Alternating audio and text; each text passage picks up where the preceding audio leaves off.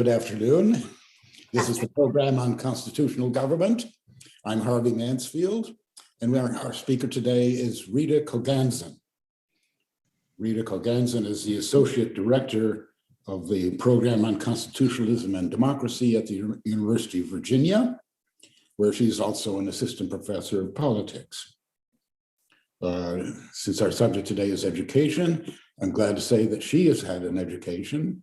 She graduated from the University of Chicago, where the brain is sovereign.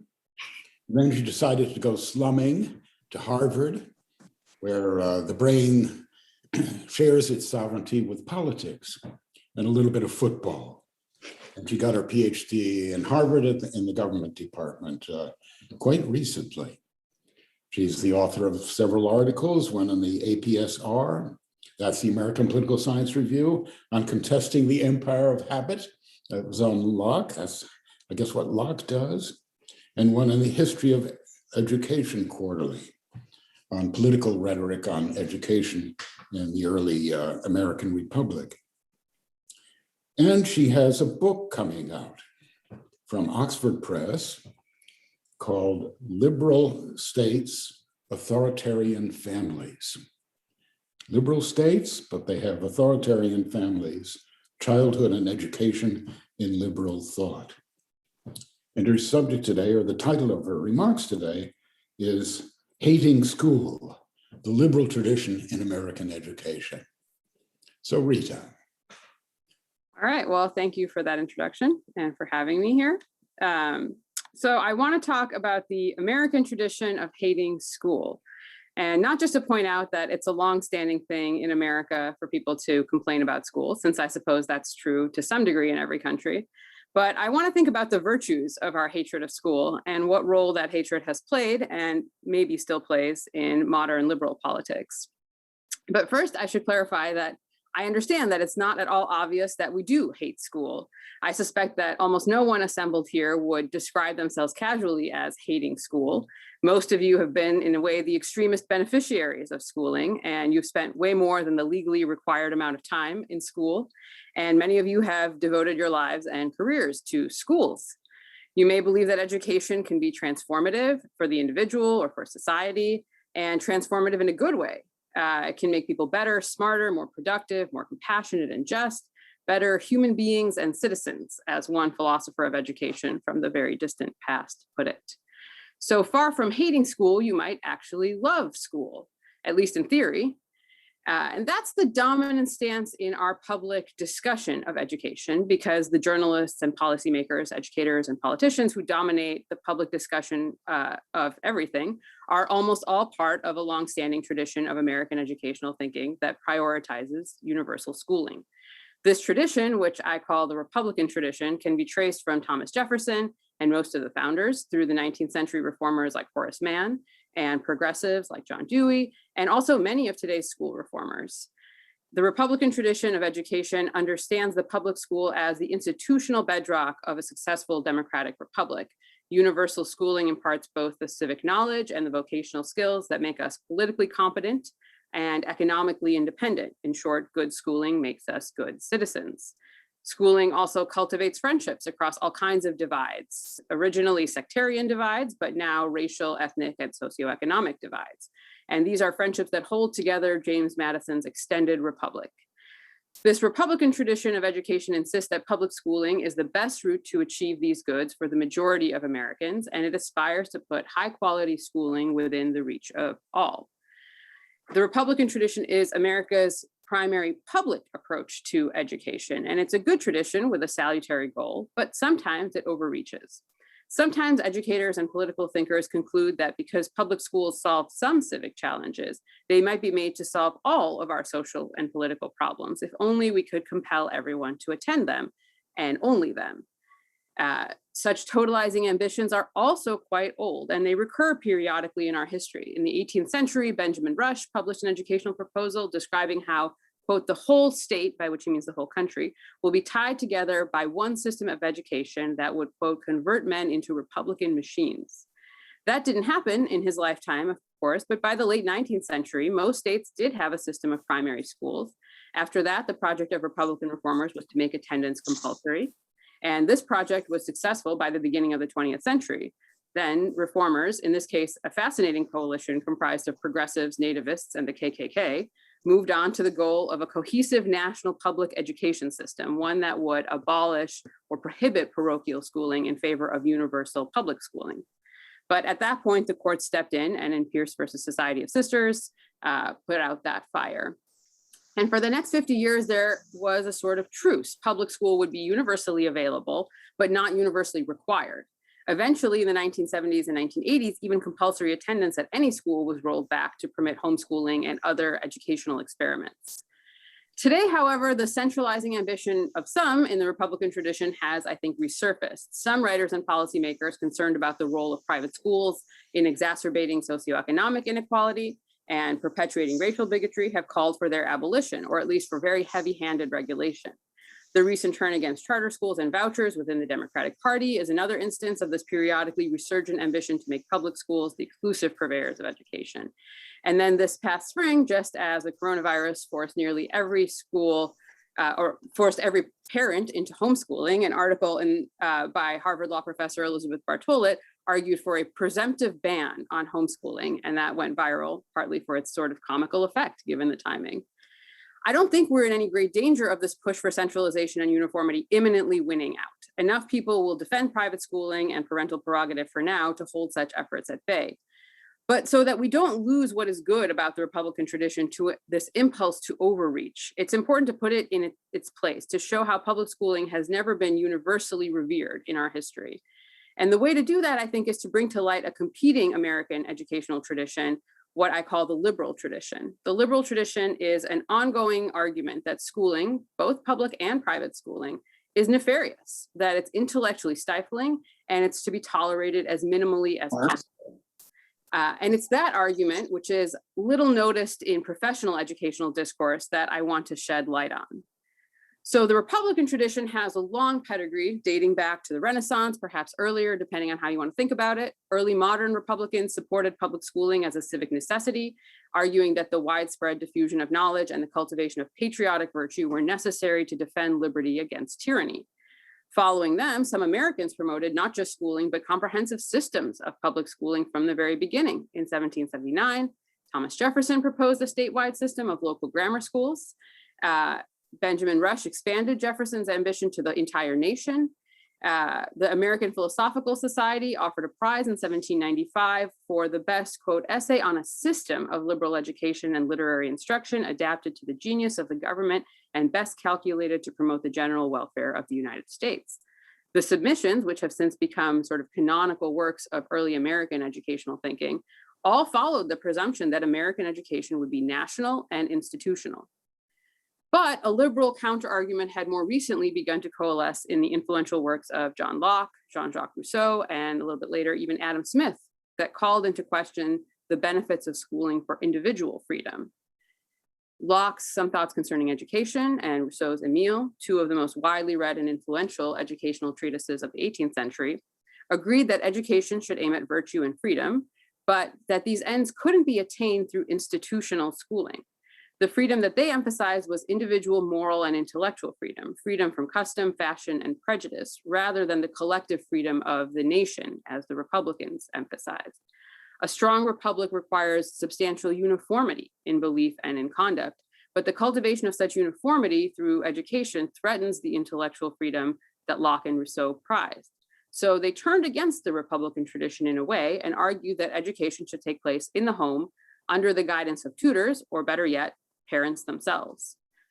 And according to these thinkers, the threat of other children and of the larger society, especially urban society, and consequently of the school, is essentially a threat to liberty.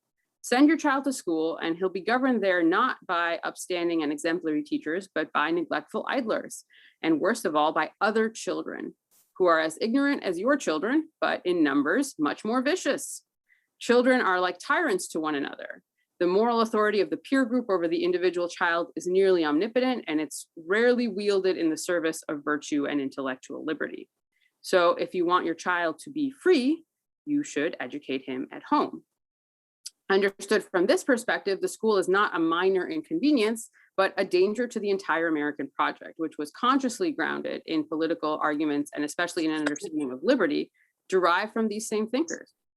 How then could early Americans who were readers and followers of these thinkers, especially followers of Locke and Smith, on political questions, simply dismiss their warnings about education and express such enthusiasm for the very system that their liberal guides condemned? The American proponents of public education did actually address these anti-institutional arguments, but even those who admitted some of them believed that the civic and economic benefits of schooling simply outweighed their harms. The home education extolled in Locke's and Rousseau's treatises was directed at Europe's landed gentry, families who were not engaged in day-to-day money-making and had the leisure to teach their children or the means to hire someone else to do so. The United States had very few such people. The desire for education far outstripped the ability of most Americans to either pay private tutors or teach their children themselves. Public schooling in America was desirable because it solved a pressing social and economic, if not political, problem. So the most important counterargument against public schooling in America was never one that denied the need for schools or appealed to the isolated domestic education of Locke and Rousseau. It instead preserved the spirit of Locke's and Rousseau's individualism by accepting, indeed even promoting schooling, and then turning around to deride and rebel against it. And we see this mischievous compromise first, I think, in Benjamin Franklin. Franklin neither defended nor opposed Locke's arguments about schooling. He took an entirely different approach, using his own life to model an education that admitted institutional schooling, but never depended on it. In its place, in the place of institutional schooling, he elevated informal self-education outside of school and with friends as a quintessentially American coming-of-age experience. Franklin was very influenced by Locke's political and his epistemological writings, but for the youngest son of the 17 children of a Boston candlemaker, a private tutor was out of the question. So he improvised his own version of Locke's education adapted to American conditions. Despite being apprenticed to a printer at age 12, Franklin studied during his lunch breaks and he stayed up during the nights reading. He skipped church, as he recommends that we all do. He debated with his friends. He combined with similarly situated young men to pursue a breathtaking range of civic improvements. And one of the most illuminating associations he came up with was the Junto, which was an informal debating society made up of small tradesmen interested in science and philosophy and what we would today call networking. Franklin called it, quote, the best school of philosophy, morals, and politics that then existed in the province. So self-education was a substitute for school, a workaround for an essentially democratic society of families too poor and too busy to educate their children themselves, and lacking institutions to do it for them. Franklin's self-education harnessed American children's early freedom from supervision, encouraging the intellectual independence that such unsupervised conditions promote. But independence requires self-discipline, and that's a trait that isn't exactly widespread among children. The independence that was such a boon to Franklin turned out to be a curse to some of his friends. His childhood friend, whom he describes in the autobiography, John Collins, for example, his natural intelligence and his sort of talents, Franklin actually ranked above his own. But nonetheless, Collins succumbs early on to the temptations that a city frequently dangles in front of unrestrained young men: drunkenness, debt, disgrace. Without protection against such temptations, boys like Collins and others in Franklin's autobiography squander their potential. And this was a waste that Franklin thought America could ill afford. So Franklin touted self-education, but he actually spent his own adult life building schools. He may not have needed schools for his education, but he saw that most Americans would. The key, though, is that they shouldn't need them too much. Franklin's compromise was to accept that the new republic must have schools, but to deny that all or even most of what we understand as education, broadly speaking, would take place in them. Collins might have been kept from the dramming that did him in had he been constrained by school for a few years. But eventually, and far earlier than we would today think permissible, he would still set off on his own to establish himself in the relatively open society around him. And that process would mark his real education, as it did for Franklin.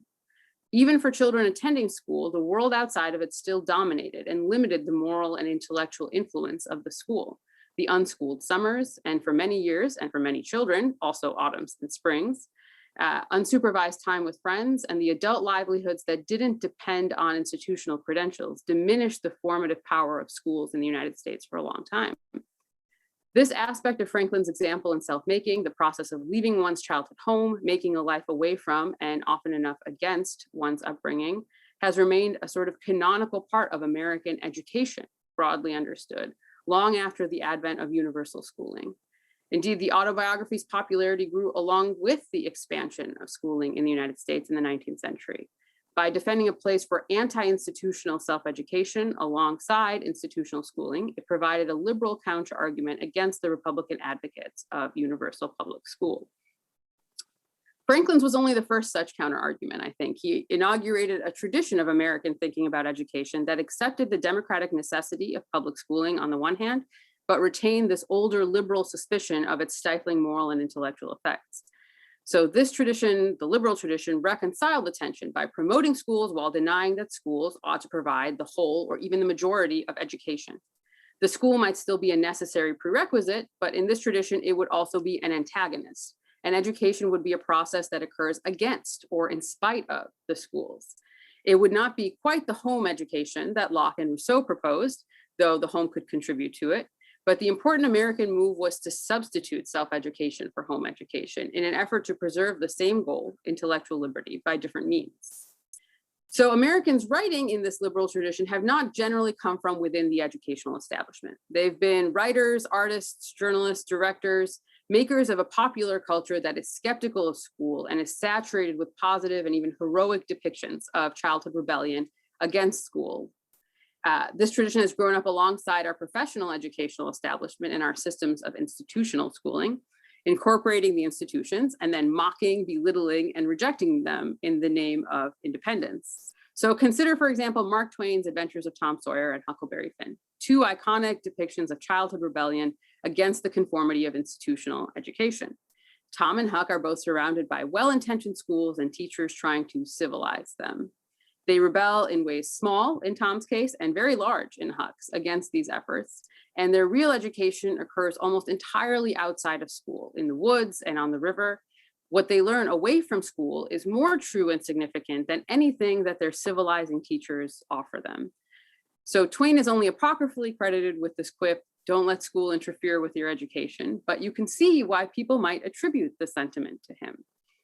And Tom Sawyer and Huck Finn are classic boys' books, but Little Women offers an analogous lesson for girls in the same period, right? Little Women takes place in Horace Mann's Massachusetts, but only one March sister, Amy, is actually in school in the book, while another one is deemed too bashful to attend, and so she stays home.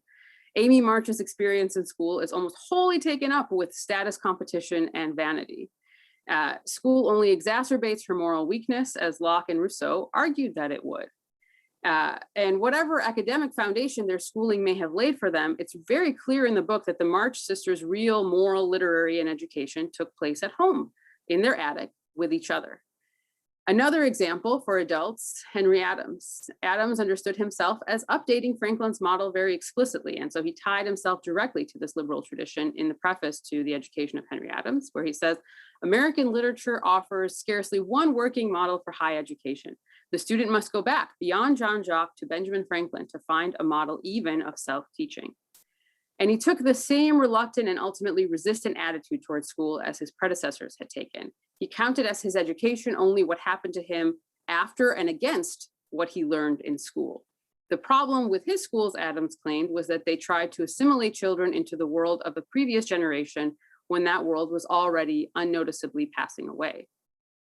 And he worried that the new machine age brought forth by science, secularization, and industrialization would reorganize American society in nihilistic and dehumanizing ways.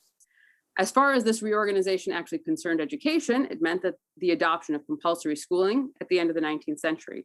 All these 19th century liberal novels and memoirs that I mentioned depict a time when schooling is not yet compulsory. Escape is still possible, and it's largely free of serious consequence. No truant officer ever shows up at the widow Douglas's door asking about Huck's whereabouts, and no one demands an official medical exemption for Beth March's bashfulness. Compulsory year-long schooling, however, meant that putting on plays in the attic or running away in the woods instead of reporting to school every week became no more than a wistful reader's daydream. In a more centralized and regimented society, one obsessed with social efficiency, childhood was being put to more efficient use, and its errors were less easily forgiven or left behind. This was a high watermark for the Republican educational tradition in America. Progressive reformers all over the country set to work standardizing, centralizing, and bureaucratizing schools in their quest for the one best system, as one educational historian has called it. In addition to their victory in compulsory attendance, these reformers modernized school buildings, they disseminated textbooks, introduced oversight boards, standardized examinations, introduced graded classes. And against this enormous transformation in everyday educational experience, the liberal tradition that's skeptical of schooling seemed only to offer nostalgia. The broad consensus, as Henry Adams understood, was that the country had turned decisively away from its early Republican patterns, and mass schooling was now necessary to train effective and efficient citizens and workers. If the liberal tradition was to have a future in this new America, charming tales of truant children would no longer suffice. It would have to find a grounding in the new ideas through which political life itself were coming to be understood, the burgeoning social sciences and the evolutionary theories of state and society. Well, its rescue came from an unlikely source. It was actually the psychologist G. Stanley Hall who injected the truculence of Huck and Henry Adams into a respectably social scientific conception of the normal childhood in his 1904 study, Adolescence. Hall turned the tendency towards individualistic rebellion into a bona fide stage of human development. He defined adolescence by its opposition to institutions and to authorities, and so he lent scientific credibility to the tendency of American children to hate school. Worse, he turned parents into accomplices and sometimes even cheerleaders of their children's rebellion, since a failure to rebel might come to suggest some dreaded abnormality in development. So by clothing it in the trappings of science, Hall licensed a continued popular skepticism of institutional schooling during the decades when it underwent its most rapid and ambitious expansion. And the 20th century closed not with the grudging acceptance of a little bit of adolescent acting out, but the cultural elevation and embrace of the teenage rebel. Perhaps one of the most iconic recent installments of the liberal school hating tradition is Ferris Bueller's Day Off. School is represented there by the economics teacher, played by Ben Stein, droning in his perfect monotone about New Deal monetary policy. Anyone. He pleads with his comatose students. Meanwhile, our eponymous hero, Ferris Bueller, is spending the day cutting his classes and carousing around Chicago, having the time of his life with his friends while evading the hapless school dean. That's the liberal school hating tradition in American education. In making light of his own adolescence in Chicago's north suburbs, John Hughes, the director, set out one of the defining late 20th century depictions of American adolescence. And it's nothing short of the valorization of the kid who doesn't let schooling get in the way of his education. So you might object that whether Americans remain culturally suspicious of institutional schooling is a question of vague feeling, not the empirical reality that concerns policymakers, but a consideration of the durability of American antipathy towards school may illuminate something about why we always seem to fall short of creating the one best system that the Republican tradition in education has repeatedly sought. Maybe in spite of all the most earnest efforts of reformers and philanthropists and educators, Americans don't really want to get it right, or at least not completely right. That is, you might love school, and you probably also love Ferris Bueller. Americans have more or less accepted the basic democratic necessity of schooling, of our regime's civic and economic need for some reliable baseline of education. But we still harbor Locke's and Rousseau's fear of the tyranny of popular opinion and its effects on the young. We might call these fears by new names in obeisance to the latest popular psychology: peer pressure, conformism, maybe bullying at the extreme end. But they're the same old threats to intellectual liberty and originality that Franklin's self-education was designed to guard against.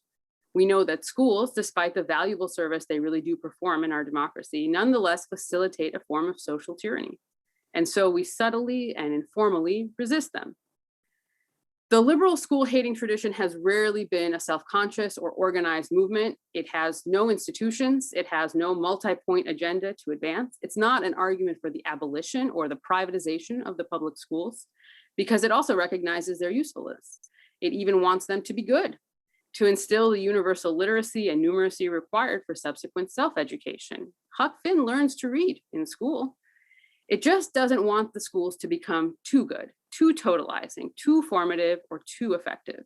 It wants to preserve a sphere of independence for children to be skeptical of authority and received opinion, and to inoculate themselves against it. So my interest in this question is largely historical. I want to understand how Americans incorporated Locke's and Rousseau's objections to institutional schooling into their extremely institutional thinking about education, how liberal individualism was reconciled with democratic egalitarianism in the past.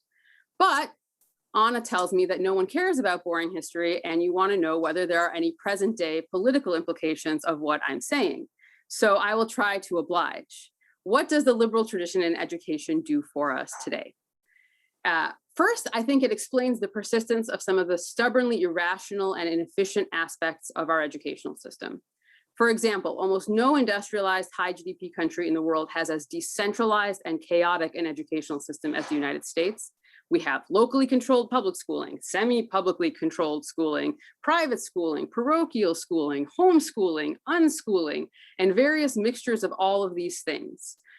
Another example, most of our international competitors have centrally administered or have uniform national curricula. Their teachers have more education and social status, especially relative to their levels of education. I don't think these characteristics of American education are accidental or even necessarily regrettable. Decentralization is not the same thing as anti-institutionalism, but it's a form of institutionalism that still allows for variety and so acts as a counterweight against this Republican impulse towards uniformity. So from the liberal school hating perspective, it's worth defending decentralization, even though it not infrequently produces some quite deranged outcomes, like the refusal of some schools to teach evolution. Sometimes you have to grit your teeth and accept the crazy educational determinations of people who live in distant communities over which you have no control, right? You can take consolation in Tocqueville's observation about American self-government that the great privilege of the Americans is to be able to make retrievable mistakes. And most of education is retrievable mistakes. Second, the liberal school hating tradition itself provides a protection against the bad ideas propagated locally and in particular schools. It renders both adults and children generally skeptical of the authority of schools and teachers and more willing to doubt moralistic propaganda of all kinds, whether it's coming from something like the 1619 Project or the 1776 report. Third, the liberal tradition is anti-utopian about the possibilities of schooling, even really good schooling, because no school can ultimately overcome the difficulties of outnumbered adult authority and the rule of other children that Locke and Rousseau feared. Even the best school is not sufficient for a complete education. This last point is important because we could easily say that Franklin's model of self-education is a nice idea, but woefully unsuited to modern political and economic conditions. Under these new conditions, the Republican tradition has emphasized the importance of more and better schooling as the best solution to every new challenge presented by modern complexity. School was the solution to geopolitical rivalry during the Cold War, to economic globalization, to recent technological shifts in production and in work, to race and class inequality, to the constant fear of civic decline. Immediately after something is identified as a problem in our politics, more and better schooling is suggested as the solution. Ignoring the extreme Republicans who want complete uniformity and centralization for a second, even much more moderate scholars like Claudia Golden and Lawrence Katz have persuasively argued that the underregulated, decentralized American approach to education may have served us well enough in the past, but it's no longer keeping up with technological change and must be substantially expanded and reconfigured for the 21st century. The Republican tradition reasonably asks of its liberal critics, how are Huck Finn and Joe March going to help us do that? But before we accept that the liberal tradition no longer has a place in our educational thinking and concede that only through a commitment to systemic public schooling can answer our pressing political challenges, we might consider the school's response to the pressing challenge of the COVID pandemic. When put to the test, most of the largest and wealthiest districts in the country responded with an answer, virtual learning, that is less educational for most children than running off to the woods with their friends to play pirates like Tom Sawyer. The flexibility required to continue education in the public health crisis has come almost entirely from families and private and non-traditional schools. It has come from people who could imagine education beyond and outside of the conventional uniform institutional framework.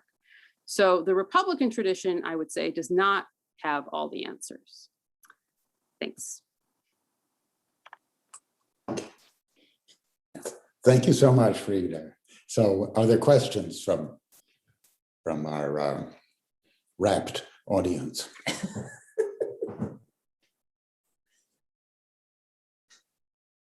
If there are no questions yet, I can start first. Oh yeah, we have one. Alec. Yeah, thanks for your really interesting talk and really fascinating essay. I wanted to ask, or I guess invite you to react to the fact that, as you posed it, the Republican tradition is about the sort of collective freedom and sources of unity function of education. And the liberal tradition emphasizes sort of individual intellectual independence more, which are, sort of an irreducible tension, we might say. And I would be curious what you'd say about the sort of tendency on the sort of some people to see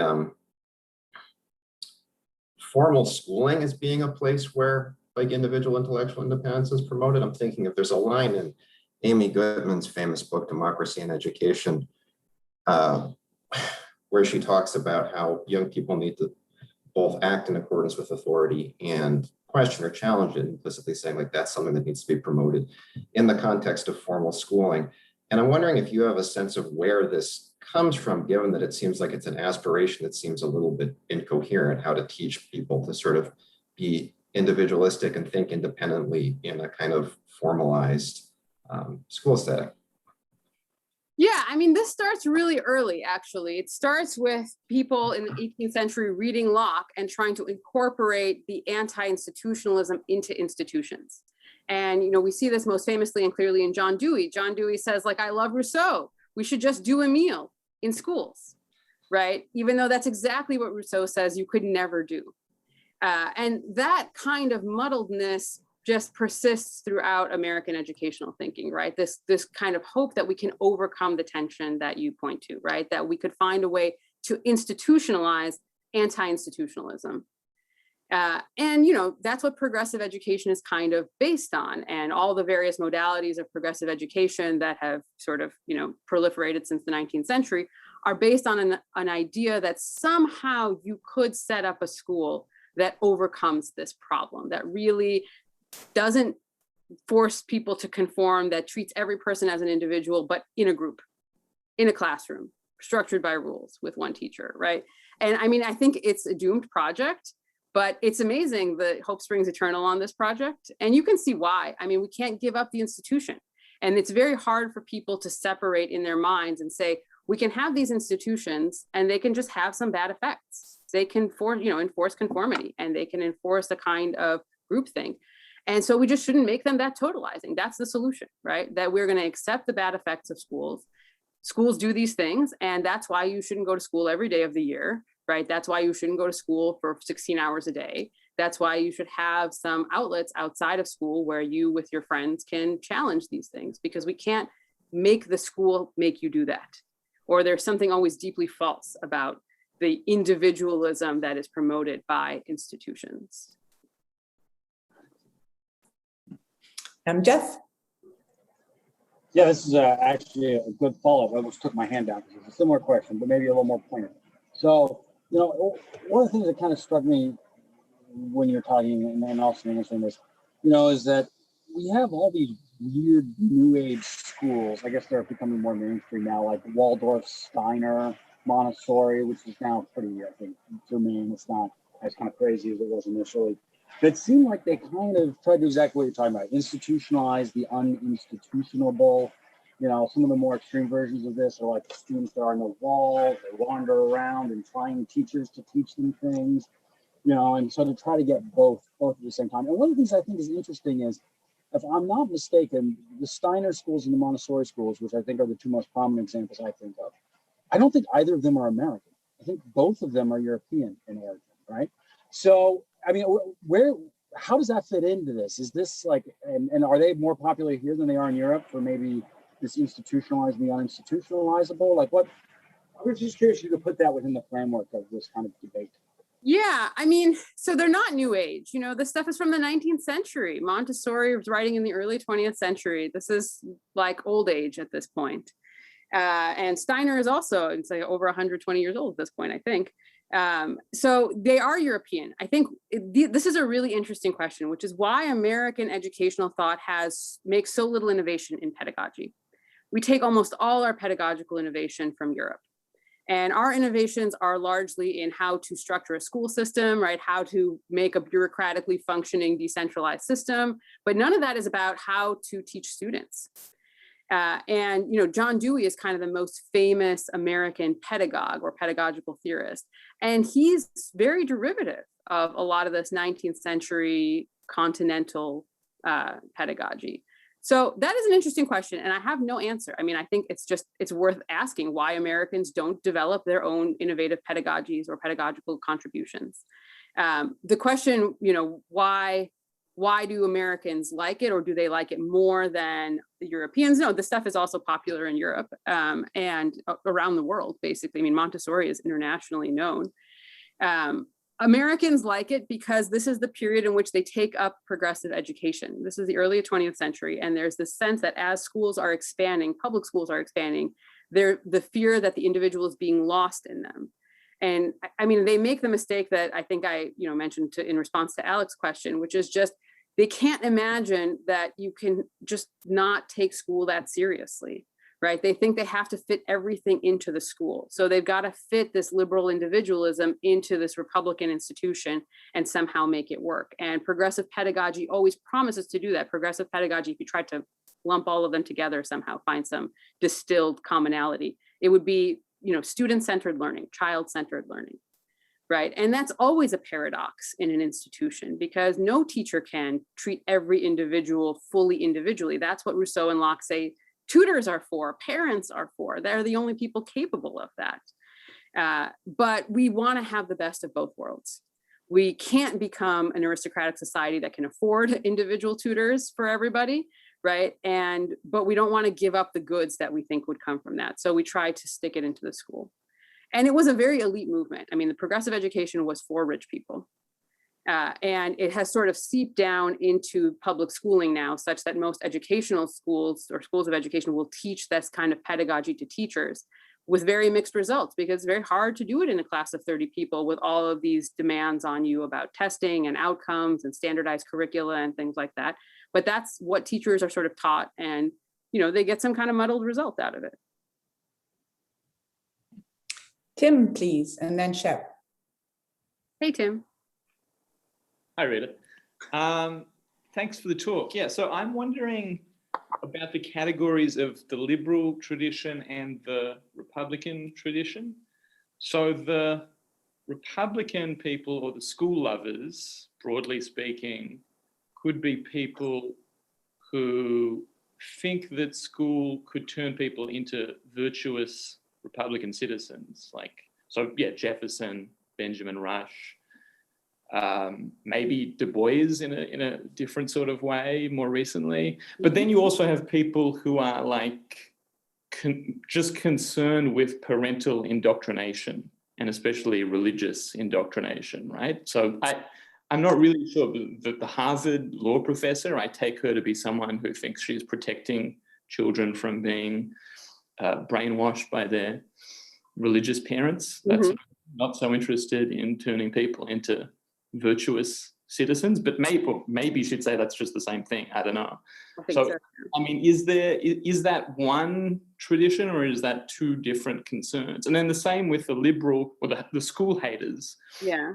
You have people who would say, well, schools just aren't very good at teaching people books, right? So Henry Adams, maybe Benjamin Franklin in a certain sort of way, with the disparaging things he says about, university men and products of Harvard and so on. And then you've also got people who would say book education just isn't really all that important. So maybe that's more Twain, and Booker T. Washington, I think, would be an example of that too. So is that one group? Are they just the liberals, or are they sort of different? Maybe they are.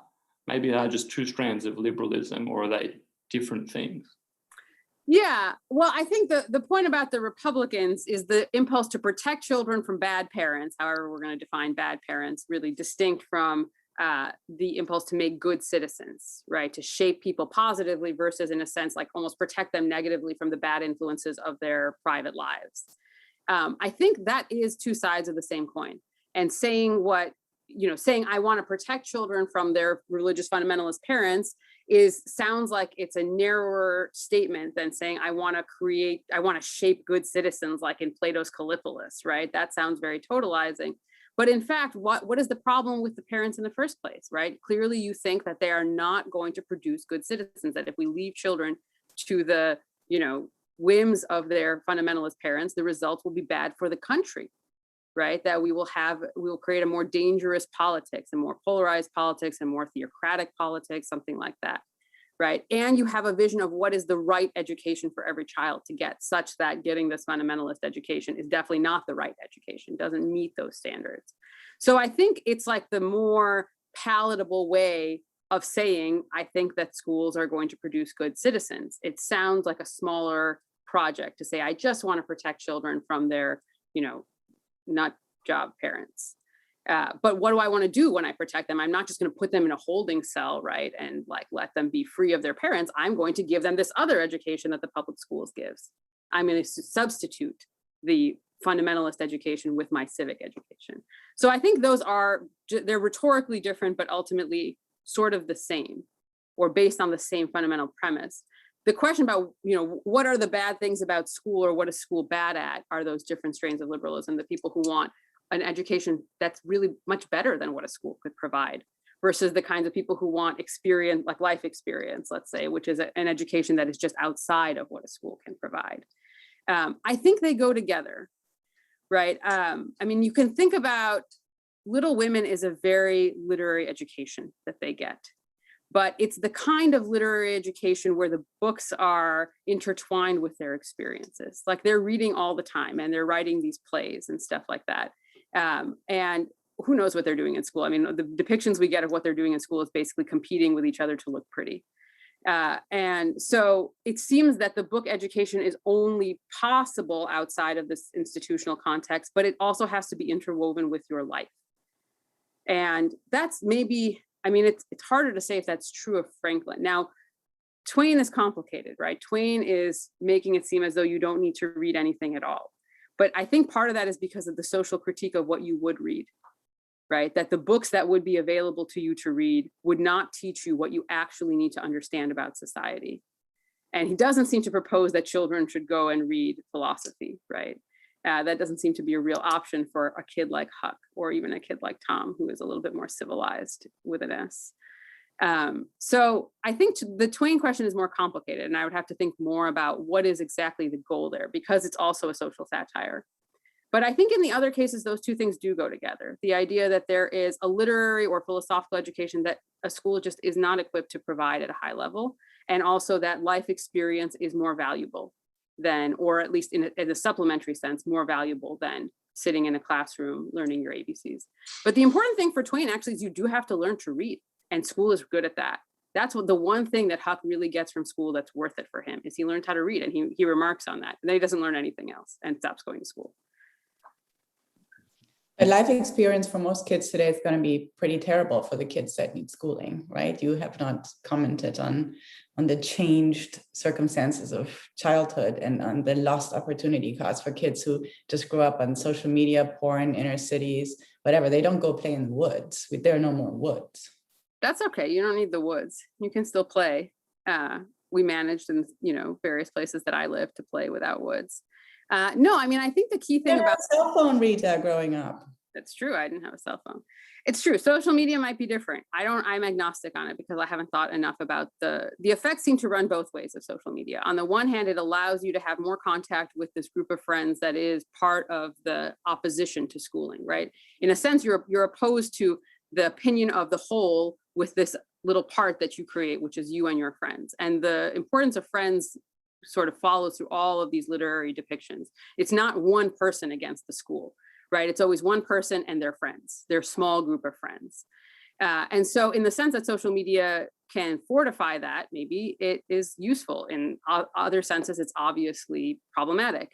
But I haven't thought the social media question through all the way, so I don't have a definitive answer. The question about playing with your friends, Huck and Tom are poor.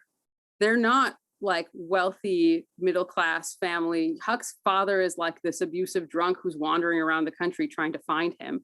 And it doesn't seem that that's the key point, that you need to have a respectable middle class life in order to get a benefit from the time that you spend outside of school with your friends, right? It seems just to be the fact that you form these relationships and they form a kind of core of opposition and resistance to the institution. And I'm not sure that it's the case that in cities or, in suburbs today, that's somehow impossible. I think there are fewer opportunities for it because people's lives are more managed and scheduled largely by schools, but that is not an underlying social condition. Okay, Shep, and then Avi Nelson, please. Thanks, Rita. Ever since I was in first grade, I've dreaded going back to school. So I'm glad to know that I'm part of a larger tradition. Your life choices make a lot of sense in that context. It might have been the fact that I did spend a lot of time playing in the woods. But I have a couple of questions about the contemporary alternatives to public schooling. Mm-hmm. And I've just finished reading your article in National Affairs. One thing I noted about it, you don't say too much about church-based schools, which have been really the major alternative to public education in the United States. And of course, those are often more regimented, more anti-individualistic than public schools, but they're very effective in many ways. And the other is that you did talk a lot more about, both in your talk and in your article, is homeschooling. And I'd just like to throw in the suggestion that one of the problems with homeschooling is it's often done by parents who deliver the very strong message that the outside world is a very dangerous place. And that often leads to kids to be suspicious of any outsider, really uninterested in being part of a larger community, which they feel is threatening. So I was wondering if you could just invite you to say a little bit more about religious schooling and the advantages and disadvantages of homeschooling. Yeah, I mean, the argument I'm trying to make is that all schools have this failing, right? It doesn't matter if they're religious, public, whatever, progressive, that they substitute the authority of the peer group or the class, the children, for the authority of adults. And this creates a kind of social tyranny. And because there's nothing that can be done about that in the institutional setting, you just have to accept that school has this defect and your whole life should not be school, right? That you need to have other places, other sources of influence in your life where you can build some opposition to what you're taught. And so the relative regimentation of school doesn't in a way matter that much to me. Like, you can have a Catholic school where the nuns are beating you. You can have a no excuses school where you've got to, the problem with the no excuses school is you have to be in school too much, right? But, where they tell you to make eye contact here and look there and sit in this particular way. And, it could be more or less tyrannical. But the point that I'm making is, like, progressive schooling, which tries to individuate schooling inside the institution, is just as likely to fail, right, as any regimented schooling. So it doesn't matter what goes on in the school, in the box that is the school. The important thing to me is not to prioritize the school or think that the school can solve every problem, and to make the school so totalizing that there's no kind of intellectual alternatives to it in a child's life. So in that respect, parochial schooling is just the same as public schooling. It's schooling. And whether it's more or less regimented is, from my point of view, sort of unimportant. If it's being more regimented results in higher literacy and sort of achieving the educational baseline more effectively, then that's probably a good thing. Maybe we should do that more, right? Because the point of the schools is to create this kind of educational baseline, to do what democratic parents largely can't do because they've got to go work. And so if it's more effective at instilling these basic things, then that's better. And if it's not, then it's less good. But if it doesn't do anything either way, then it's just a matter of the preference of the parents to choose to send their kids there. As for homeschooling and the kind of fear of outsiders that it breeds, well, so studies on homeschooling are very bad. I mean, that's one of the problems. It's very hard to figure out what is really going on with homeschooling outcomes because of the difficulty of measuring these people who don't often volunteer for measurement and who are very hard to track in measurement. And so the studies that exist don't actually show what you're saying. They suggest actually very high levels of civic engagement. And it may be the case that it's civic engagement within a relatively closed community. like, for example, a Mormon community, right? Or another religious faith community where everybody living around you is the same faith and they all attend the same church and all of that. And so we're not saying that your civic engagement is with people who are radically different than you. But insofar as you are engaged civically, it does seem that at least the studies that we have, which are very problematic, I agree, suggest actually very high levels of civic engagement as a result of homeschooling. And they don't suggest a kind of, survivalist mentality out in the woods or something like that. That's very uncommon. Avi Nelson, and then Jim Stoner, then Alberto.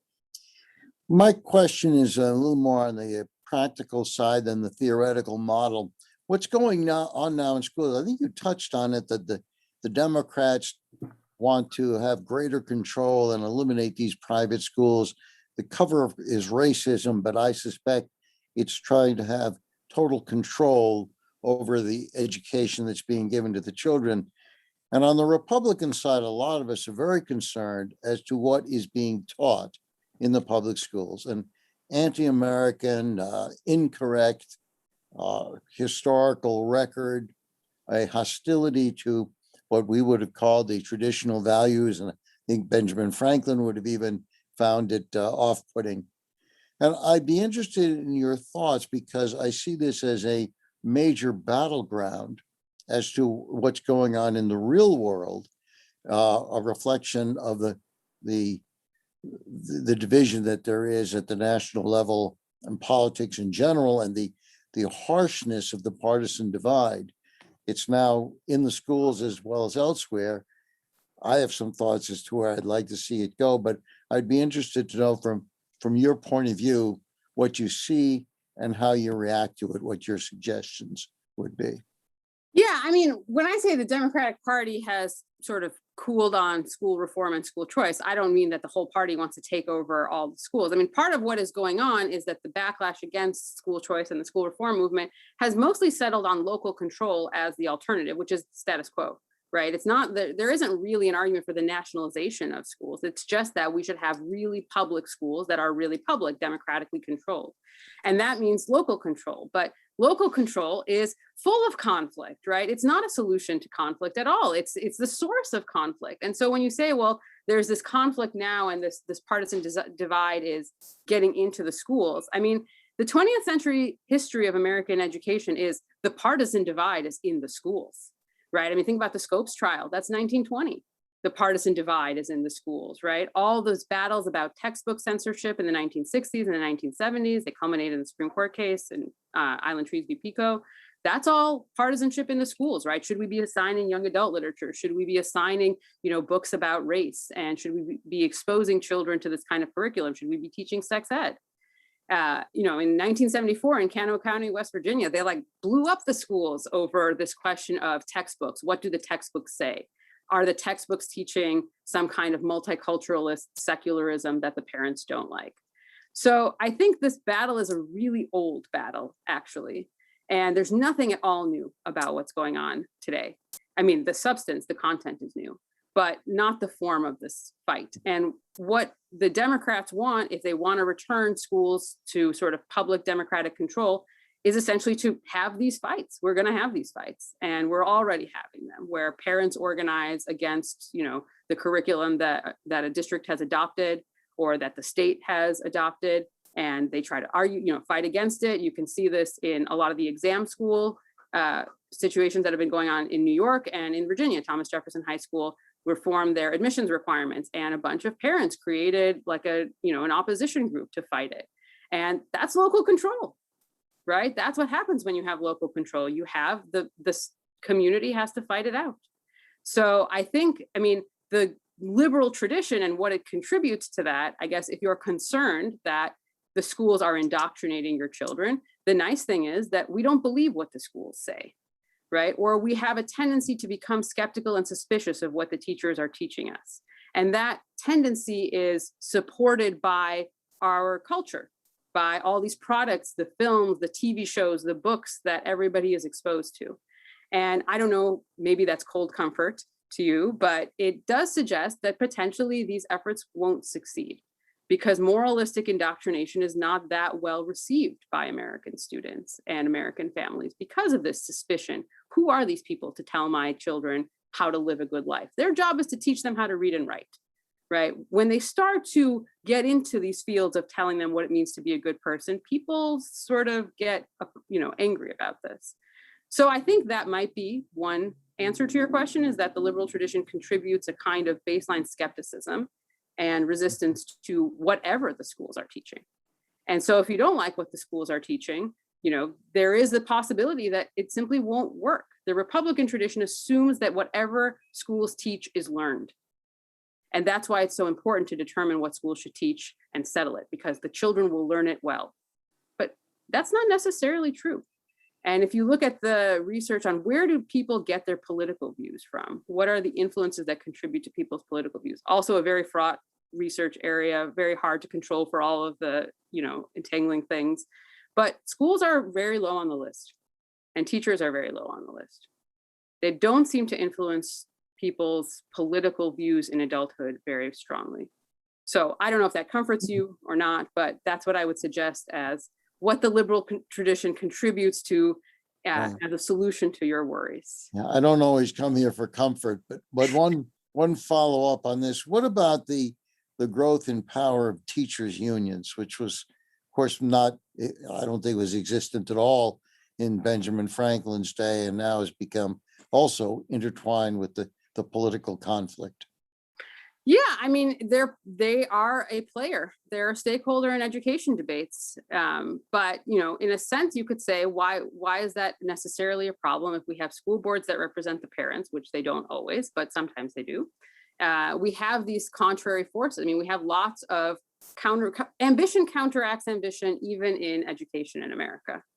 And so, yeah, I mean, they're powerful, and they're not powerful in every state. They're powerful in blue states, less powerful in red states. They represent the teachers' desires. It's not obvious to me that those are desires that do not merit any representation. I have a quick follow-up for you saying that students resist moralizing by their teachers. I would say that's more true when the moral demands that the teachers make on the students require the students to put in great effort. It's much more easily received when it allows you to give in to your worst instincts. And I've seen this happen over the last 40 years.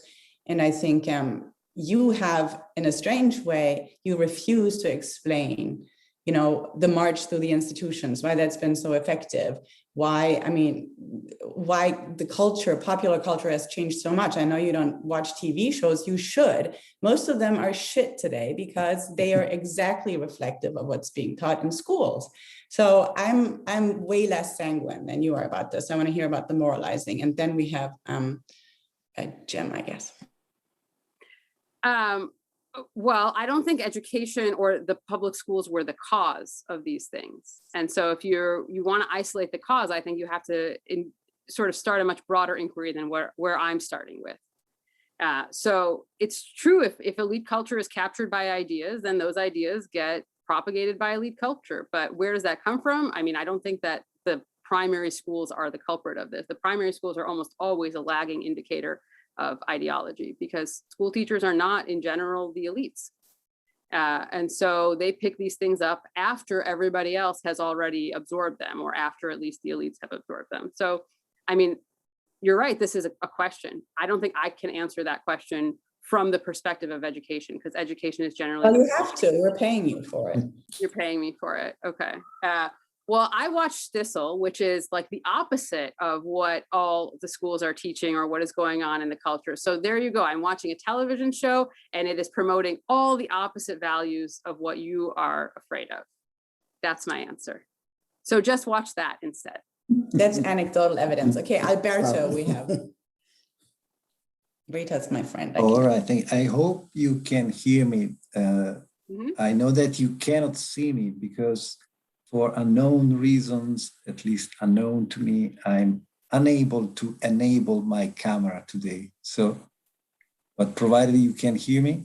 Yes. Okay, great. So I have a question which is kind of follow-up question on what Tim Brennan said previously regarding the categories you have used. That is liberalism on the one hand and republicanism on the other. And so my question has to do with the fact that the approach you describe as anti-institutional approach regarding schooling seems to me to be imprecise as far as liberalism as an historical phenomenon is, if we consider liberalism as it is historically. I wonder whether the category of libertarianism wouldn't capture that anti-institutional approach better than liberalism. Yeah, I mean, today it would. But the concern that I have is I'm starting with Locke and Rousseau, and there was no libertarianism when they were writing. I mean, libertarianism is a 20th century concept. And so it's true, liberalism as a broad political philosophy is certainly institutional, right? I mean, it's constitutional, it's about forming institutions. And so you're right that in that sense, it's imprecise. I guess my problem was, if you have a better suggestion, I'm open to it. Libertarianism, I think, is an anachronism in the case of what I'm trying to describe.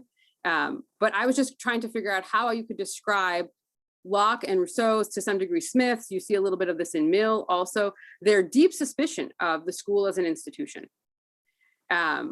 And how in the United States, although we are influenced by these thinkers and they're widely read among Americans, we just turn totally to institutionalism in the educational sphere. And so what is the objection that Locke and Rousseau have to institutions? It's this kind of fear for intellectual liberty, fear that they might compromise intellectual liberty. And so I don't know what else to call it other than liberalism, because it is a kind of the individualist side of early modern liberalism, this concern for the individual and his rights and his sort of ability to find the truth himself. So you're right to say that liberalism broadly is not anti-institutional at all. And, liberal nations create public schools. But I don't know what else to call this concern for intellectual liberty against public opinion. And so I've settled on this, but I'm open to alternatives. I have not yet submitted the book proposal. Okay, well, thank you for this answer. And I'd just like to tell you that what you said regarding libertarianism could be said regarding liberalism, because the term, at least as a term of the political vocabulary, started to be used later, apparently at the very end of the 18th century, surely in the 19th century. So Locke is usually regarded as a liberal, but he's a liberal ante litteram. And as far as Rousseau, I think that nobody would describe him as a liberal. No, you should read my book. I describe him as a liberal. Okay. So and Helena Rosenblatt. I will read. My point is that if Benjamin Constant is a true liberal, and he was, at least as far as I can tell, he was even a member of the Liberal Party. Well, he was against Rousseau for several reasons.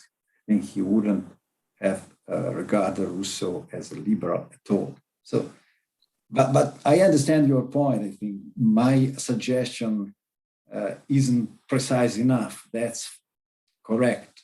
But I still wonder whether, from our perspective today, libertarianism wouldn't describe better that anti-institutional approach. But thank you so much.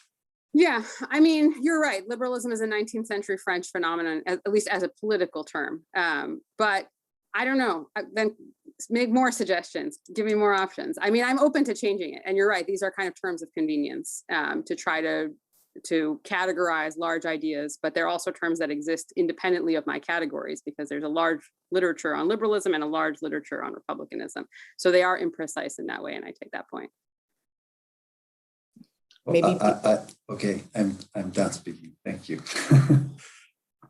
maybe people are more familiar with the Rousseau of Corsica and Poland and the social contract, and that's why they rebel. But let's have Jim Stoner now. Thank you, and thank you for a brilliant presentation. I have a historical question and then an analytical one. The historical one, coming in part because I teach down in Louisiana, has to do with the African-American experience in relation to school, because there seems to be, on the one hand, a deep suspicion of school, and yet this enormous desire for schooling, in part because, of course, Blacks were excluded from schools for so long, or there were such limited opportunities. And I wonder how that fits into your history, or whether it's just a different history, and yet it seems to be so important and so central to the question of public schooling today.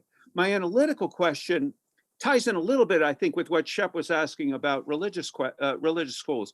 And that has to do with the other things that go on in school besides classroom, especially sports. Professor Mansfield mentioned that sort of obliquely at the beginning.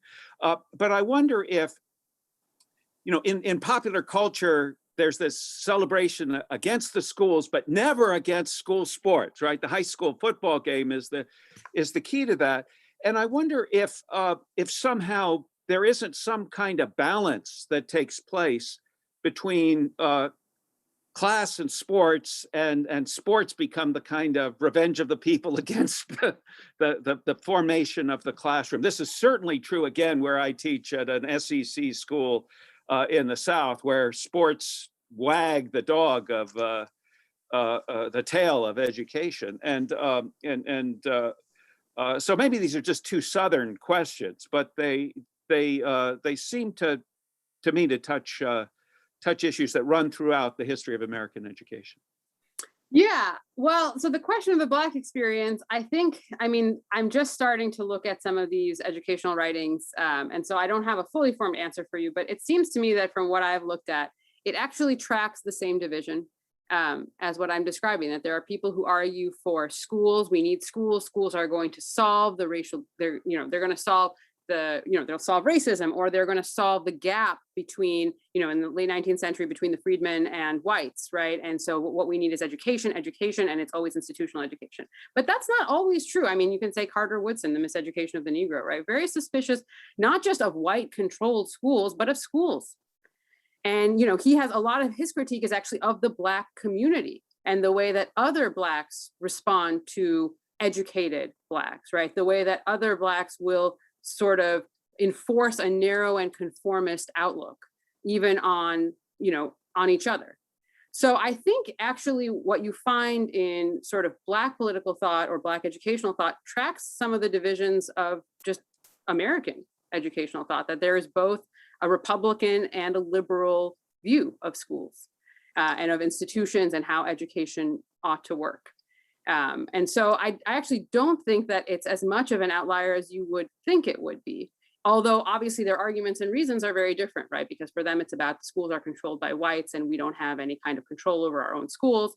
But there's also an underlying skepticism that comes out of that of just what schools can do at all, even when they're controlled by us, right? So, and the question about sports is really interesting. So in the early Republican period, part of what is argued for in these schools that people like Rush and Noah Webster and all these people are arguing for is military training, but not real military training, kind of pretend military training, because they there is militia training and there are militias, but they seem to see it not mainly for its military usefulness. They don't think like these boys are going to go and defend America.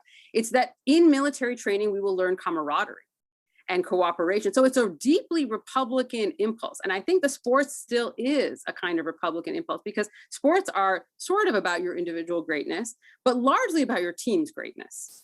And so they're just the very popular version of this whole, the larger Republican ideology.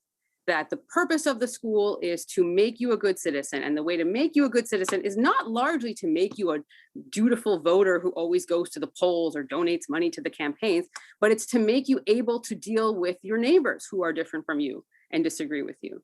That's how it was conceived in the 1780s and 1790s. They didn't care about people going to the polls. And so I think sports is actually a kind of evolved vestige of that, and one of the most successful ones, because you're right that people love sports. I don't know why, but they do. Iris, please. Thank you. So yeah, thanks for mentioning the quarantine school thing, because I know that I had the time of my life in the spring when I just ditched all of my classes, took naps, and like read The Handmaid's Tale. It was a great experience. But also, you kind of like, you've been focusing more on like the political implications of education, but there's also been sort of like an argument, like I'm thinking like Zena Hitz is Lost in Thought, of like the necessity of like personal interiority for like living a good life. And I guess it's kind of tied to the political sense, right? Because part of like the liberal education argument is we have to expose everyone to the maximum number of lives and then they can pick the one that they like the best. But like, I think like in a lot of cases in what like you brought up in like, you know, the article is sort of like, there's a sense of interiority, but it's always like familial, like in Locke and Rousseau's case, or like in terms of friendship with like Franklin and his junto, you know, like people just having friends and like playing outside with your friends. Where does like the personal interiority part of it sort of fit in? Or is like familial or like friendly interiority a valid replacement for like the personal interiority that helps people live good lives? Yeah, I mean, Franklin is often by himself, but in his autobiography, he doesn't present his internal self to us. And partly it's because we would never be able to relate to him if he did. He's just much smarter than most of the people. I mean, he's trying to give a kind of model of self-education that can be replicated by anybody. So he's got like charts in there, you know, you check off how many times each day you violate your virtue that you're settling on working on that week. And he's got these like planners, 15-minute increments of your day and how to spend your time. All of that is supposed to be sort of democratically replicable. What's going on inside of himself, sort of his own thinking, would be so inaccessible to most Americans that he just cuts it off. And the really impressive place where he cuts it, or the place where it sort of leaks through and contemporary readers see it, is where he talks about how his son dies of smallpox because he doesn't get him inoculated. And he just says, he was a fine boy. This is a lesson in why you should, you know, inoculate your children against smallpox. And, you know, when I teach this to UVA students, they're like shocked. How could he not care more about the fact that his son has died of smallpox? And the answer is, we don't know how much he cared. He's just not going to tell us about it, right? He presents a kind of facade to the reader of somebody who's perfectly controlled and witty and, you know, sort of autonomously in control of his life. And what's going on inside of him is none of your business, is sort of the answer, right? And so I think that's not as explored in the American tradition as it is in Europe, especially by the French, who are very obsessed with what's going on inside of yourself and analyzing all of our feelings. And in the 20th century, Americans start to get into this, but not in in various therapeutic ways that are not really relevant to what I'm interested in. But it's, the interiority is left to you, I think. At least that's true of the 19th century books that I'm looking at. And you know, we create the conditions, you go have your thoughts, right? Your friends help you, the discussions you have with your friends, the play that you engage in with your friends, all of that builds it up. But in a way, insofar as Franklin creates a template for this, the inner philosophical life is none of anybody else's business. And it's not what you can depict even in these kinds of stories. Jo March is a little bit more, has more of an inner life, I think, and is depicted a little bit more clearly as having an inner life, which is one of the functions of girls' books relative to boys' books, is that it is more acceptable for girls to have this kind of inner life than boys. Rita, I have a question about boys and girls, since you just mentioned it. Yeah, you spoke of bullying a couple times. And I would begin by stipulating that one thing feminism has taught us is that women can be bullies too, but still bullying that's generally a male specialty. We're better at it. And so let me ask in the first place, whether is bullying an expression of majority peer enforcement, or is it a feature of the rebelliousness that you're speaking of? And is rebelliousness, if it is sort of principally, or at least in its most motivational aspect, male, does that mean that liberal rebelliousness is really the boys talking? I think you should try being a woman. Then you would have a very different answer to these questions. I don't know why you would think that bullying is an exclusively male undertaking. That it would really help to be a girl to see that that would not be true. Girls are expert bullies, and they're very much bullies of the majority preference. But it's not the majority preference for children because they don't take a vote.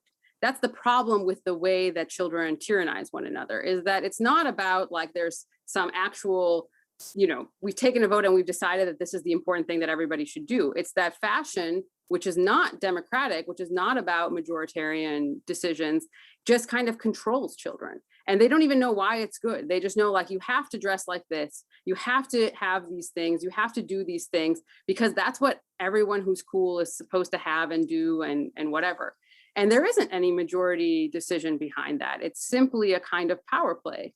And because it's so irrational in children, it's so much more destructive. That's what Locke and Rousseau are concerned with, that when adults do this, we might impose a tyranny of the majority, but it's based on an actual vote that we took sometimes.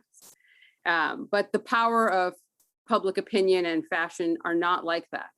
And they're not controlled and they're not systematized. And so, no, I don't think that there's any real, there's a difference in the way girls and boys bully each other, but there's not a difference, I think, in the amount of bullying, unless I went to a particularly bizarre school where the girls were very empowered bullies, unusually empowered bullies, but I doubt it. And so whether this rebellion is also therefore male, again, you could say it takes different forms. So you have Huck and you have Joe March, and they do extremely different things in the pursuit of their rebellion. And, in the end, Joe March gets married and has children. So the rebellion is not the same sort. In the end, she sort of returns to all of the conventional institutions. And so do all her sisters, except the one who died, right? They all get married and they all have children. And that's like the outcome of this life in which you sort of rebel against the institutional world around you, which is not clearly true of Huck. Huck's story doesn't really end at that age, but we don't know what happens to him. And it's not at all obvious that he would return to a very conventional life in the long run. But the fact that it would take different forms, I think, doesn't necessarily suggest that it only is the purview of one sex. And the fact that Americans have always seen it as belonging to both sexes, that girls' books and boys' books have depicted their protagonists this way, rather than, just one set of books, I think suggests that, no, we have a view, and the view has changed too, of what that rebellion looks like, and it might be gendered, but not that it is the possession of one gender. I didn't say the possession of one gender, I said the specialty. It's the specialty of males as opposed to women. And I guess I was referring to the use of violence by when you say bullying, usually that means violent or beating up. And of course, you can understand that indirectly and maybe in a feminine way, through the use of shame. That's the great power of women, is the use of shame. But doesn't that control behavior much more effectively than one good pounding? All right. Women may be more effective. I'll admit that too. But still, the face of bulliness of a bullying is violent, isn't it?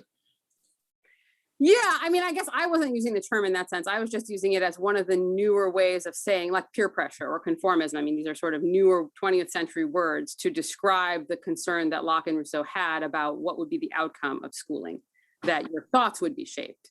And I mean, Locke thinks that beating is part of school and is not that he's not even that concerned about the beating side of it. He's concerned about how your thoughts are shaped and how your beliefs are formed by the people that you're around. And that is much more a feminine form of social control than, you know, beatings or that kind of bullying. So I guess maybe I just misspoke when I mean, maybe bullying is not the right term, or bullying evokes different things than what I'm trying to evoke. But I am trying to invoke much more of the social control aspect of schooling, and much less like just the scrapes that people get into or the fights that they get into. Well, yeah, but the fights are what is rebellious. So in that way, bullying can be understood as not majority enforcement, but as the use of illegal or unconventional or unpermitted beating or violence. It's against the authority of the teacher.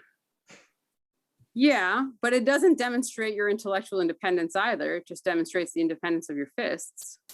That's right. I'm not sure that it completely converges with what I'm trying to describe. Yeah. The thing that happens in school, I'm not sure that it either demonstrates liberal anti-school sentiment or. All right. I'm going to stick with the independence of the fist. Okay. All right, Jeffrey, you can follow up on that. And we can take a few more questions. Rita is a fast talker and thinker. So if there's a few more people who want to step up, go for it. Well, I'm going to slide 2 in if I can. These things that kind of came to me while you're answering the question. So first, you know, I think it's interesting.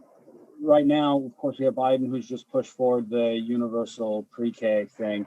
And one of the things I think has been interesting about this on both sides, I think Tim Scott addressed this a little bit in his rebuttal, but very few people have talked about the forming effects of preschool. And I think that might be a rhetorical choice. Like they don't want to wade into the culture wars. They want to make this an economics issue. So I think that's part of it. But there's been very little even pushback saying, you know, this is a formation project, essentially. That the federal government will be, you know, forming children at a very young age. And so I just wonder, what do you think about that? I mean, not necessarily personally, but, you know, just like the rhetoric of it, the idea of it, that kind of thing. And then the other question I have, just kind of pushing back, you kind of give this idyllic perspective of, you know, kids forming themselves in groups as an alternative to the bullying, however you want to define it, outside of the school environment by playing with one another. I mean, I'm amenable to that. I like that. And I agree with it generally. But it seems to me that, I mean, one could argue that there's more tyranny of the childish majority in the woods where there is no supervision. You know, if you're at school, Lord of the Flies explores this exactly, right? So you could have, why is the woods a happy environment where children are forming themselves and not a Lord of the Flies environment where they're chasing Piggy? Yeah. Sure. Well, let me start with that one first, because I have maybe a clearer answer to that one.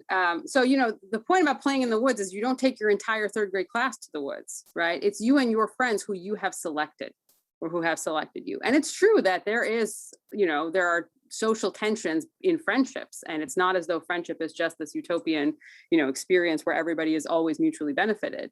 There are conflicts in friendship, and that's fine, I think. But the point of what I'm saying about playing in the woods is that you're not playing with a group of people that have been imposed on you, which is like what your 3rd grade class is, or any class that you've taken, right? You didn't sign up with these people, they just came.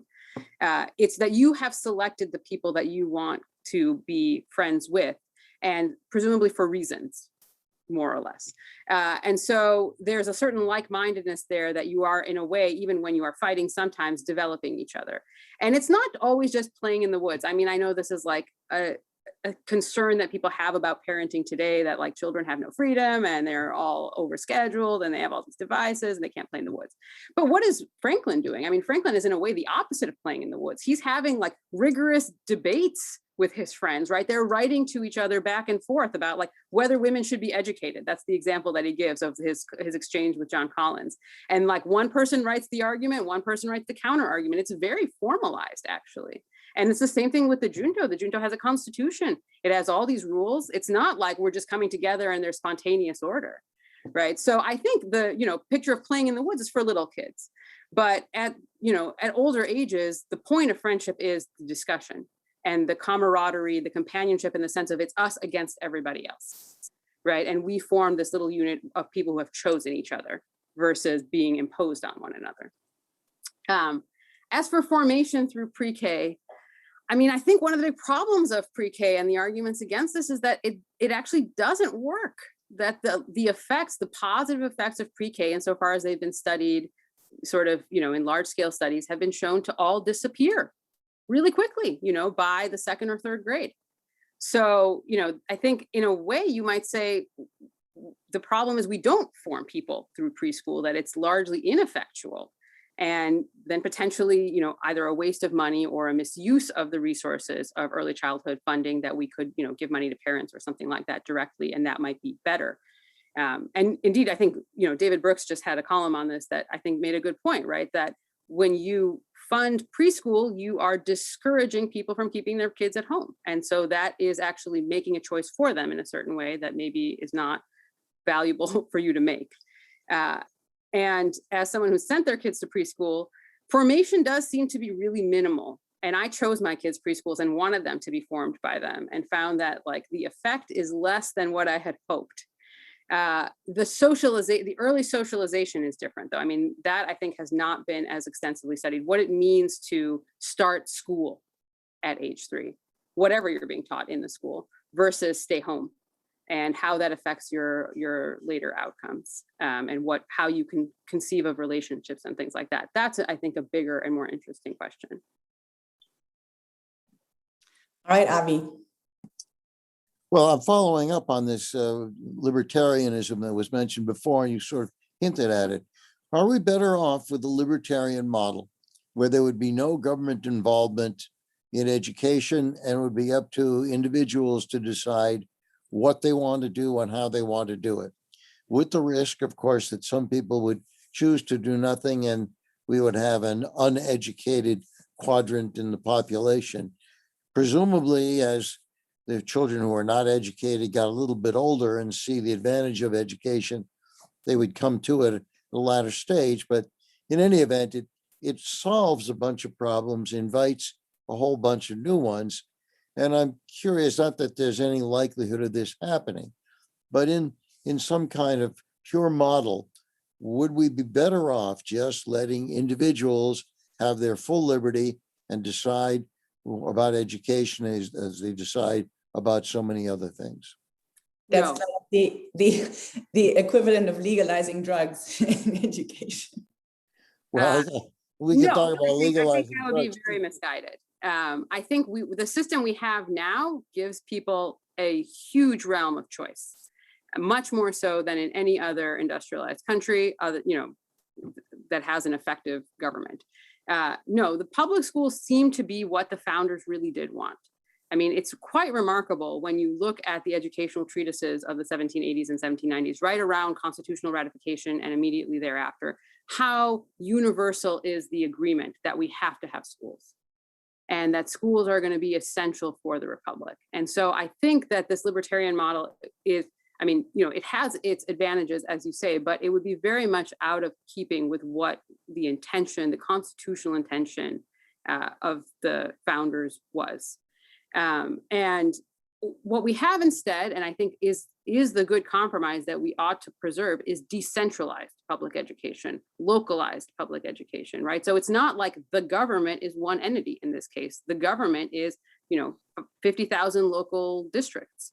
And there are state powers. The national government does get involved in education, has become more and more involved in education in the 20th century, but still doesn't have as much control as I think most people seem to think it does.